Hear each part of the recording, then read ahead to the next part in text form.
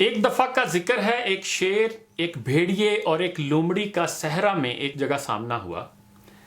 معلوم ہوا کہ تینوں بھوکے ہیں اور شکار کے لیے نکلے ہیں۔ شیر بولا، میرے خیال میں یہ کوئی اچھی صورت نہیں کہ ہم میں سے ہر ایک الگ الگ مصروف کار رہتا ہے اور الگ الگ کھاتا ہے۔ بہتر یہ ہے کہ ہم ایک دوسرے کے رفیق و شریک بنیں، مل کر شکار کھیلیں اور مل کر کھائیں۔ جب ہم بے غرض ہیں تو کیوں نہ اتفاق اور یگانگت کو اپنائیں۔ بھیڑیا کچھ نہ بولا۔ لومڑی ان دونوں کے مقابلے میں کمزور تھی، سوچ میں تھی کہ شیر اور بھیڑیا دونوں بہرحال خوب شکار کرتے ہیں، اس لیے مجھے تو نفع ہی نفع ہے۔ بولی، بالکل ٹھیک ہے، یہ کام خوب رہے گا۔ شیر کے ساتھ مل کر کام کرنا ہمارے لیے باعث فخر ہے۔ سبحان اللہ۔ انہوں نے ایک جگہ طے کر لی اور قرار پایا کہ ہر کوئی شکار کے لیے نکلے اور جو شکار جس کے ہاتھ لگے اس جگہ لے آئے اور سب مل کر کھائیں۔ تینوں روانہ ہوئے۔ شیر نے جنگلی گدھے کا شکار کیا، بھیڑیے نے ایک ہرن مارا اور لومڑی کے ہاتھ خرگوش لگا۔ تینوں مقررہ جگہ پر اپنا اپنا شکار لے آئے۔ شیر بولا، بہت خوب، اب آؤ شکار کو اس طرح تقسیم کر لیں کہ عدل پر مبنی ہو۔ دنیا میں کوئی چیز انصاف سے بہتر نہیں۔ لومڑی شیر سے مخاطب ہو کر بولی، آپ سب سے بڑے ہیں، اختیار آپ کے پاس ہے، جو مناسب ہے کیجئے۔ شیر بولا، نہ یہ نہ کہو، میں تم سے زیادہ طاقتور ہوں۔ میں نہیں چاہتا کہ لوگ باتیں بنائیں کہ شیر شکار کی تقسیم میں خود غرض واقع ہوا۔ تم خود فیصلہ کرو، تجویز پیش کرو، جب انصاف پیش نظر ہو تو میں بھی اس سے اتفاق کروں گا۔ بہتر ہے کہ ہم یہ ذمہ داری بھیڑیے کو سونپیں کہ بولتا کم ہے اور سوچتا زیادہ ہے۔ اے بھیڑیے، شکار تقسیم کر۔ بھیڑیا بولا، میں کیا عرض کروں، اب جب آپ کا حکم ہے تو میرے خیال میں سارا معاملہ صاف ہے۔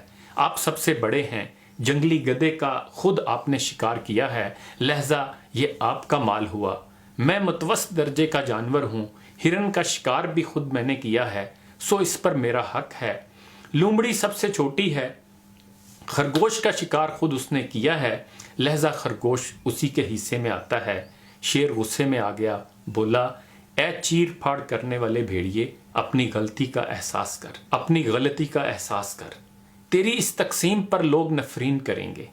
معلوم ہوتا ہے کہ تجھے کسی چیز کا شعور نہیں اور تو بڑوں کے سامنے فضول گوئی کرتا ہے۔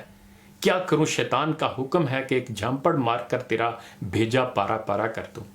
شیر نے ایک زور کا پنجہ بھیڑیے کی گردن پر مارا، اس کے سر کو اس کے تن سے جدا کر کے اپنے سامنے رکھا اور پھر لومڑی سے مخاطب ہوا، یہ اکھڑ اور اجڑ بھیڑیا ادب اور انصاف سے عاری تھا، سو اپنے انجام کو پہنچا۔ اب تو آگے بڑھ، اور چونکہ تو تمام حیوانات سے زیادہ عاقل ہے، اس گوشت کو تقسیم کر۔ لومڑی نے سوچا، مجھے چاہیے کہ میں ایک لقمے کی قربانی دے کر اپنی جان بچا لوں۔ بولی، مجھے امید ہے آپ ناخوش تو نہیں ہوئے ہوں گے۔ بھیڑیا بزرگوں سے دوستی کے آداب سے واقف نہ تھا، اور اچھا ہوا کہ اپنے انجام کو پہنچا۔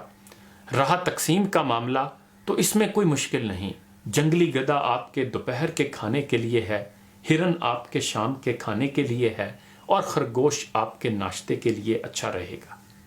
شیر کو ہنسی آ گئی، بولا، آفرین ہے تجھ پر، شاباش، تو تقسیم کے ہنر سے کس قدر واقف ہے۔ ذرا یہ تو بتا، تو نے یہ انصاف اور ادب کہاں سے سیکھا؟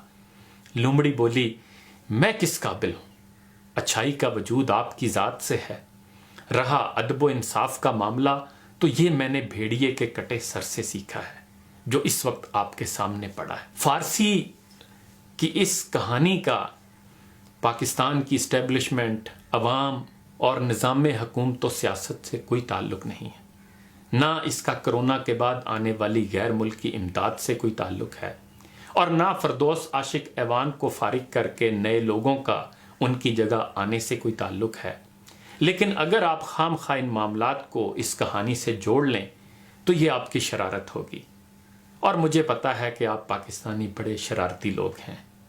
انہی گزارشات کے ساتھ اجازت چاہوں گا، اپنا خیال رکھیے گا، اللہ حافظ۔